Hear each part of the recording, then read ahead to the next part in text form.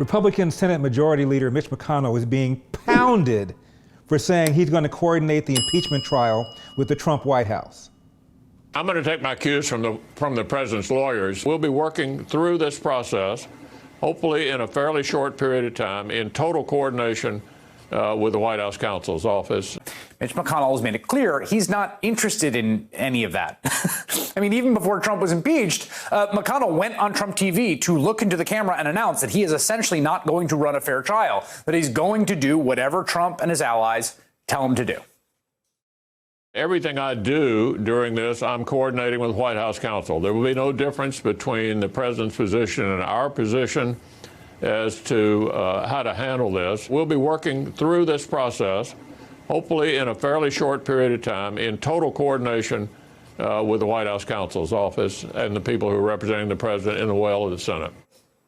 It's kind of an amazing admission, right? I mean, he's not even pretending. Total coordination, no real trial. So that's where things stand. We have this partisan standoff between Nancy Pelosi in the House and Mitch McConnell in the Senate. And what happens next is largely in the hands of a handful of Senate Republicans. Once we get to the Senate, there'll be a trial. And the leader of the Senate, Mitch McConnell, told Fox News he is working closely. He is coordinating with lawyers for Donald Trump. Here he is. Listen to this. The president's counsel may or may not decide they want to have witnesses. The case is so darn weak coming over from the House. We all know how it's going to end. There's no chance the president's going to be removed from office. So much for checks and balances and an impartial trial. This is what? It's like the jury chairman admitting he's taking his orders from the defendant's attorneys? And now he is essentially coordinating with the Majority Leader, Mitch McConnell, in the Senate to try to rig the outcome of a trial in which every single United States senator, is supposed to will raise their hand, swear an oath of impartiality, and Mitch McConnell has already admitted that he's going to violate that oath. So no question that Speaker Pelosi is correct in the way she's handling this. Now, Trump haters are absolutely positively giddy over the fact that Alaska's Republican Lisa Murkowski said she's not comfortable with the idea that Mitch McConnell is coordinating the trial with the Trump administration. To me, it means that we have to take that step back from being hand in glove with the defense. And so I heard what Leader McConnell had said. I happen to think that that has further confused the process. Not too surprisingly, Democrat Senator Richard Rambo Blumenthal was really happy with Murkowski. My hope is that some of my Republican colleagues will have the same misgivings that Senator Murkowski expressed just yesterday. I believe Senator Murkowski is saying what a lot of my Republican colleagues are thinking, in fact, saying privately, which is this proceeding has to be credible, fair, and honest. And so far, Mitch McConnell is sabotaging this proceeding by saying he won't be impartial, he will do the president's bidding. In no trial does the defendant have the say about how the trial is going to be conducted. The defendant doesn't get to set the rules for the trial. Washington Post columnist David Ignatius called Murkowski's statement an act of courage, like storming the beaches at Normandy.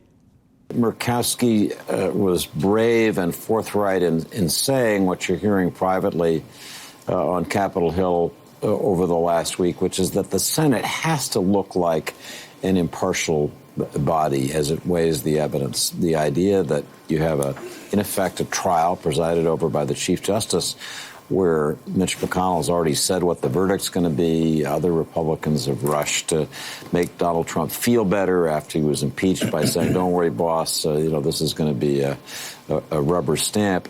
That seems to have stopped. But America has too many twists. My heart can't handle this. But didn't Democrats, during Bill Clinton's impeachment, coordinate their strategy with the Bill Clinton White House?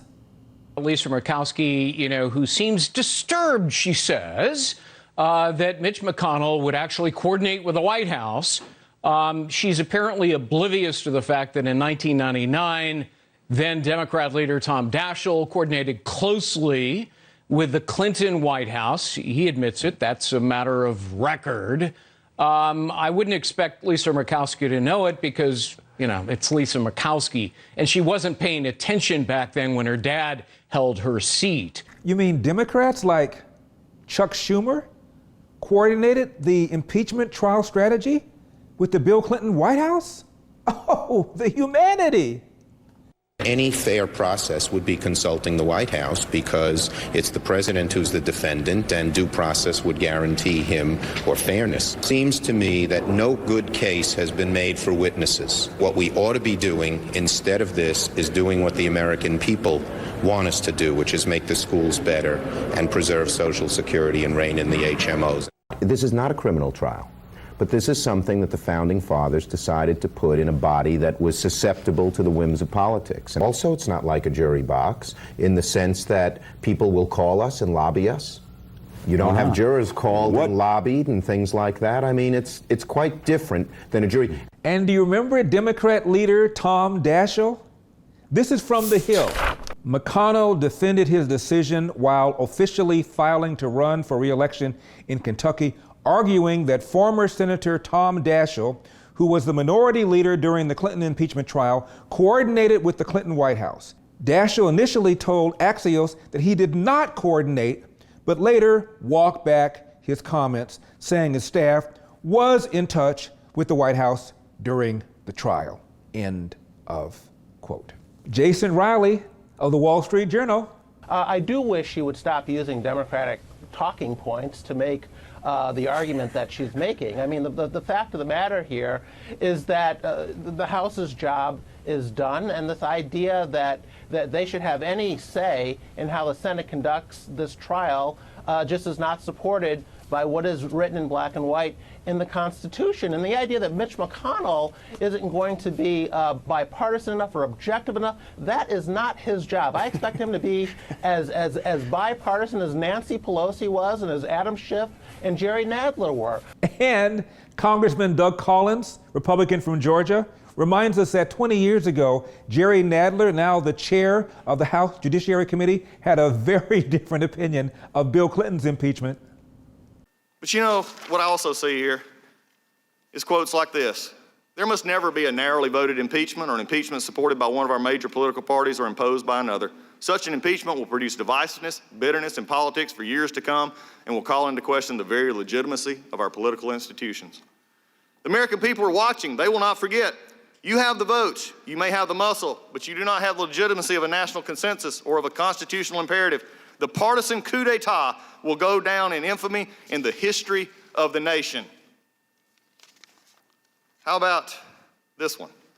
I think the key point is that the Republicans are still running a railroad job with no attempt at fair procedure. And today, when the Democrats offered amendments, offered motions in committee to say we should first discuss and adopt standards so that we know we're dealing with, standards for impeachment that was voted down or ruled out of order. When we say the important thing is to start looking at the question before we simply have a vote with no real inquiry first, that was voted down and ruled out of order. So frankly, the whole question of what material should be released and what is secondary, but that's all we discussed. The essential question, and here it is, which is to set up a fair process as to whether the country, put this country through an impeachment proceeding, that was ruled out of order. The Republicans refused to let us discuss it. Those are all Chairman Nadler before he was chairman.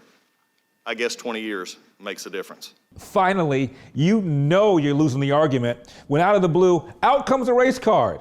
Fortunately, former Senator Republican Rick Santorum was there to supply a little sanity. This trial is going to have to take place in the Senate as a fair trial. It is presided over by the Chief Justice of the United States. This is a trial. It's not a political game. The oath of loyalty is to the United States of America, not to Donald Trump. These senators, Democrats and Republicans, have an obligation to hear the facts, to hear witnesses, and make a decision.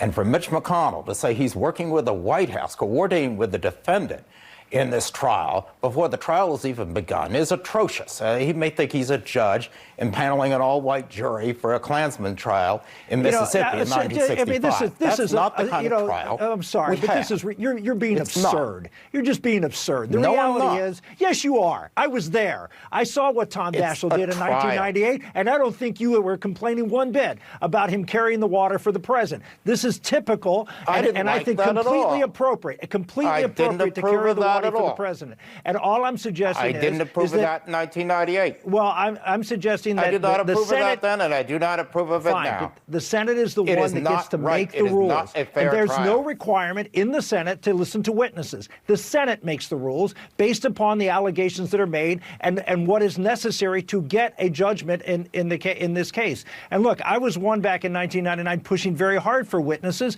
but remember, this is a double-edged sword for Democrats, because if Republicans, concede and give witnesses to the Democrats, I can tell you there'll be a lot of Republicans who will want witnesses the Democrats don't want. So this is a very, very double-edged sword for both parties as they walk down this process. The race card.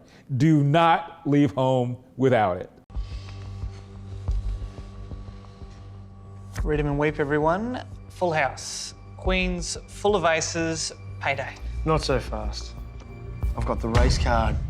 Boom! I'm Larry Elder, and this has been the Larry Elder Show for Epic Times. I'll see you next time.